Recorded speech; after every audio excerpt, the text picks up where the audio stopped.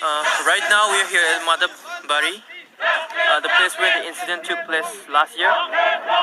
The protesters, they got shot for protesting against CAP. They got shot by the police personnel. So TSF observes these days as a black day.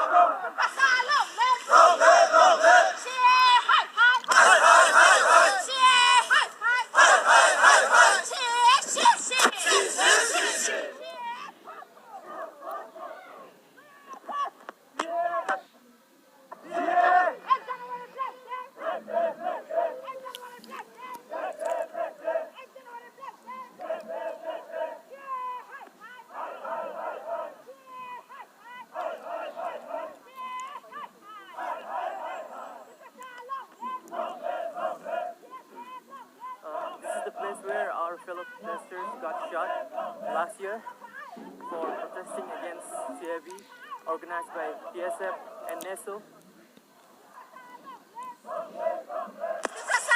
So, the TSF, Tripura Student Federation, and NESO has been organized. This rally has been organized by